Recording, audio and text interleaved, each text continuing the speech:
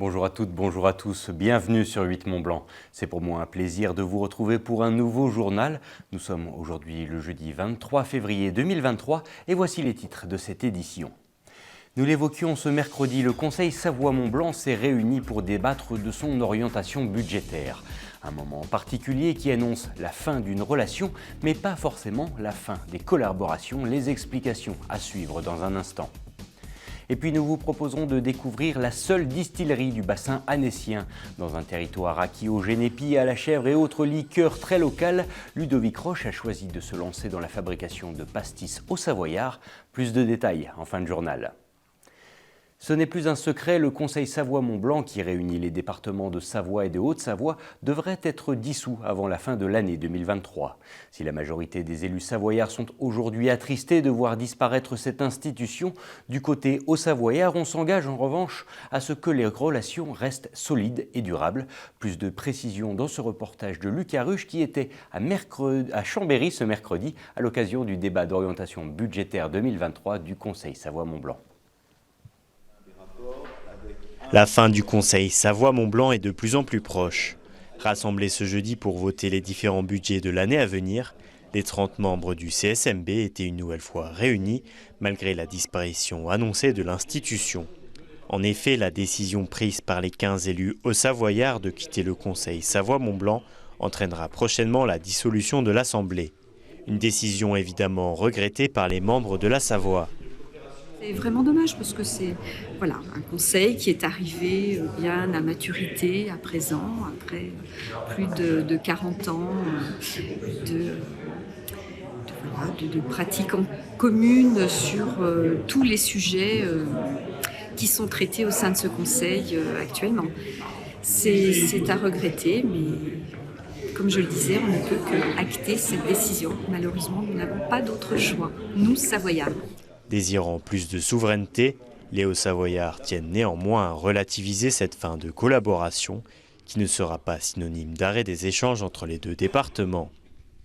On l'a toujours dit, des actions seront encore possibles ensemble. On est en tout cas très ouvert à discuter de tout. Maintenant, c'est le mode de financement qui arrive par deux portes alors qu'il arrivait par une porte précédemment. Mais rien ne changera sur les actions qui ont été conduites jusque-là. Les Savoyards et les Hauts-Savoyards, qu'est-ce qu'ils veulent entendre? Ils veulent entendre. Ce qu'ils ont entendu cet après-midi, c'est qu'on est ensemble, on se parle et on porte des projets ensemble. Et puis quand il y a l'intérêt supérieur de la Savoie et de la Haute-Savoie qui est en jeu, eh bien, on se tire les coudes.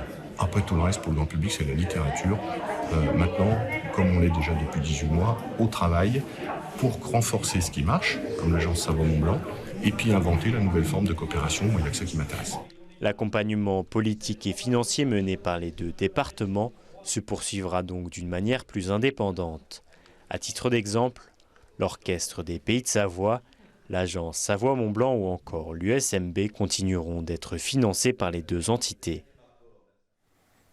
Si vous avez des chemises usagées qui traînent au fond de votre placard, le sujet qui va suivre va peut-être vous intéresser. Il est désormais possible de leur donner une seconde vie, cela grâce à une petite entreprise annécienne. My Daddy's Shirt, c'est son nom, récupère donc de vieilles chemises et les transforme en vêtements pour enfants. Sébastien Germain a rencontré Caroline Daillé, la créatrice de ce concept très attaché au local. Regardez. Ah mais alors, je suis trop contente. Si Caroline Daillé est si contente, c'est qu'elle va pouvoir redonner vie à toutes ses chemises usagées grâce à ses talents de couturière. Cette consultante en marketing vient de lancer My Daddy's Shirt, sa marque de vêtements pour enfants. Je regarde les placards de mon mari et le placard des maris de mes copines et je vois toutes ces chemises qui sont dormantes, qui ont soit le col usé, soit qui sont tachées, alors principalement c'est là, des fois elles sont un petit peu déchirées. Et je me suis dit, mais toutes ces chemises, qu'on n'a pas le droit de jeter évidemment, mais qui ne servent plus à rien, c'est dommage de les laisser dormir dans un placard. Et elles peuvent avoir une deuxième vie, et donc dans une boucle d'économie circulaire, elles peuvent servir de matière première pour faire une création unique sur un vêtement qui va être porté de nouveau. Vous l'aurez compris, le concept de My Daddy's Shirt est simple. Exemple très concret avec cette cliente venue ce matin-là déposer près d'une dizaine de chemises qui feront des heureux dans sa famille. Si votre robe préférée, c'est celle-là, et que votre tissu préféré, c'est celui-là, on peut peut-être faire la robe en comme ça, et puis le haut, on peut le faire avec ça. Très bien, on va faire comme ça. pour mes enfants, pour mes filleuls. Donc c'est super, et ils sont rhabillés pour l'été. Le concept de pouvoir réutiliser des tissus, parce que les chemises, ça s'use au col, ça s'use aux manches, ça s'use éventuellement au coude. Mais il y a plein de tissus encore en bon état, et donc on jette ça, et c'est quand même dommage. Là, réutiliser du tissu en bon état, c'est quand même aussi un concept sympa. Pour Caroline Daillé, l'histoire d'amour avec la couture remonte au premier confinement, en 2020. Pendant cette période d'inactivité professionnelle, elle en profite pour réaliser ses premiers prototypes. Et après quelques cours, elle est désormais autonome et autodidacte. Et aujourd'hui, My Daddy's Shirt veut surtout s'inscrire dans une démarche de circuit court. Je suis sur une dynamique locale, d'économie circulaire, ultra locale. Donc les chemises sont collectées à Annecy, elles sont cousues 100% à Annecy pour des clients qui habitent Annecy. J'ai pas envie qu'on m'envoie des chemises par la poste, j'ai pas envie de renvoyer des choses à l'autre bout de la France ou à l'étranger. Donc je suis vraiment sur de l'ultra local avec des partenariats que je suis en train de créer avec des boutiques localement pour la collecte. Pour booster son concept et sa marque, Caroline Daillé est installée toute la semaine dans un pop-up store rue Perrière à Annecy. Elle en a également profité pour convier son amie de toujours Zama, qui confectionne des kimonos yukata. Pour moi, de transmettre aussi mes valeurs culturelles à travers un kimono, ça tombe très bien. Les kimonos, c'est inspiré par le tissu shui-shui. Le tissu shui-shui, c'est d'abord le motif, c'est typique de l'Afrique du Sud. Et c'est un tissu qui est fabriqué 100% en Afrique du Sud, ça ne vient pas d'ailleurs, dans les régions de Cap. Le tissu, c'est une adoption de l'époque de la colonisation par la compagnie néerlandaise des Andes orientales qui a porté le indigo de l'Inde en Afrique du Sud. Si l'aventure de My Daddy's Shirt vient de débuter, elle ne demande qu'à grandir. Et pour aller dans ce sens, Caroline Daillé prévoit de mettre en place un véritable réseau de couturières qui seront toutes locales, bien entendu. Savez-vous qu'il existe à ce jour une seule distillerie à Annecy? Elle a d'ailleurs vu le jour il y a quelques mois seulement.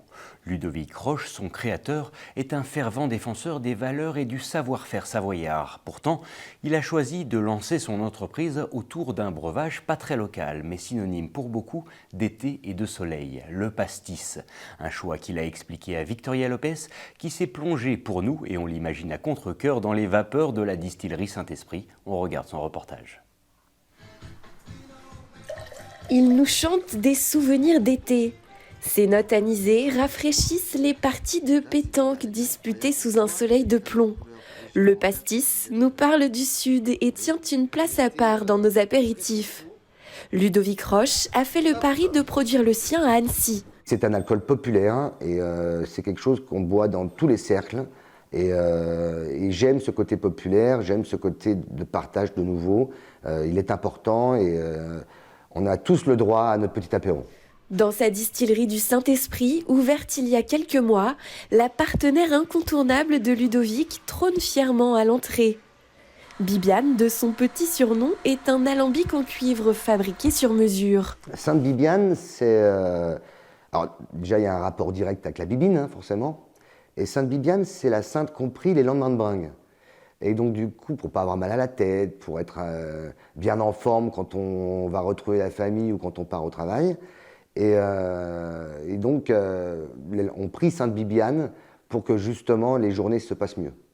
Donc l'idée, c'était à la fois de faire un alcool bon, de faire un alcool qui apporte une bonne ivresse, mais aussi un alcool qui ne soit pas pesant et donc qui soit plutôt léger à digérer.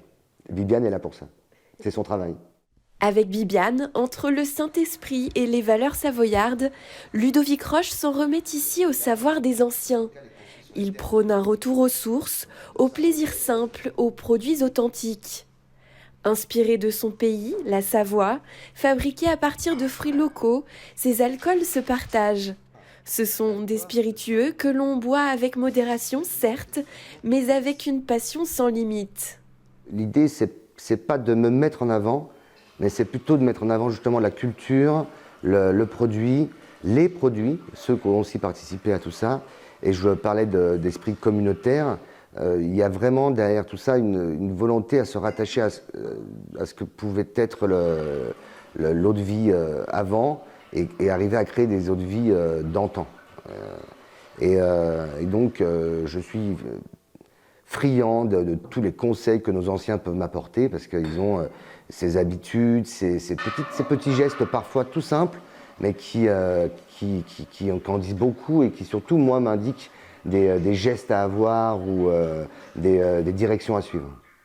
De la cuve au pouvoir presque divin de Bibiane sort aussi un gin aux saveurs intenses et d'autres esprits qui nous feraient presque perdre la tête. Mais c'est bien le pastis de Ludovic qui reste la star de l'atelier et qui participera d'ailleurs prochainement au championnat du monde à Londres. Il ne reste donc plus qu'à espérer que le Saint-Esprit porte chance aux distillateurs savoyards. À consommer avec modération, bien entendu. Et nous voilà déjà au terme de cette édition. Merci à toute l'équipe. On se quitte avec quelques images d'un tout nouveau record du monde, celui de la plus grande descente au flambeau au monde.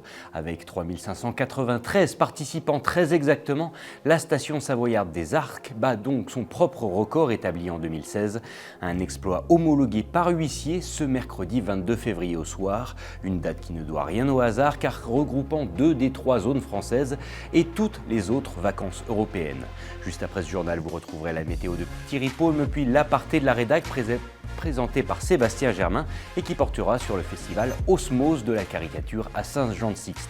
Quant à moi, je vous retrouve demain pour un nouveau JT, mais d'ici là, passez une très belle soirée avec nos programmes. À bientôt.